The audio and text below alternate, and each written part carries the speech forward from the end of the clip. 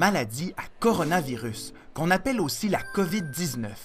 Si tu regardes bien cette image grossie au microscope, tu remarques que la cellule semble porter des petites couronnes. C'est ce qui a inspiré son nom, corona, qui veut dire couronne en latin. Mais pourquoi on dit aussi COVID? En fait, c'est une abréviation.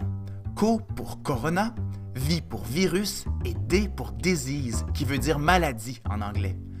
La COVID-19, ça ressemble à une grippe. La plupart des gens qui l'attrapent font de la fièvre, toussent et sont fatigués.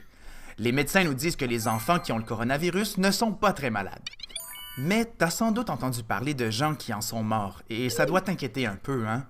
C'est que certaines personnes plus fragiles, comme les personnes âgées ou des gens qui ont déjà une maladie grave, sont plus faibles et peuvent avoir des complications s'ils attrapent le virus.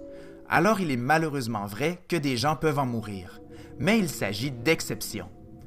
Comme la COVID-19 est contagieuse, le gouvernement a pris la décision de fermer toutes les garderies et toutes les écoles, et il a encouragé tes parents à rester à la maison. Il a demandé aux personnes âgées de ne pas sortir de chez eux et qu'on ne les visite pas. Il faut également éviter les endroits publics qui rassemblent plusieurs personnes. Plus il y a de gens dans un local fermé, plus les microbes peuvent se transmettre d'une personne à une autre. En bref, depuis quelques jours, on évite que le virus fasse le party avec nous. Bon, tout ça, ça peut faire peur. C'est normal. Mais rassure-toi en te disant qu'au Québec, on a agi très rapidement et toutes ces mesures-là visent à nous protéger. Surtout, il faut que tu saches que toi aussi, tu peux lutter contre la COVID-19. En te lavant les mains souvent avec de l'eau et du savon, en toussant dans le creux de ton coude et en essayant de ne pas toucher ton visage ou celui des autres. Et tu peux aussi devenir membre de l'escouade antivirus. Comment?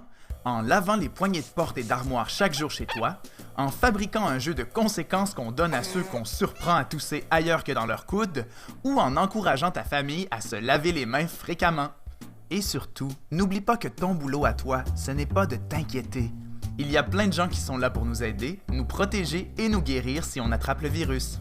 Il faut rester calme, se laver les mains et s'amuser quand même.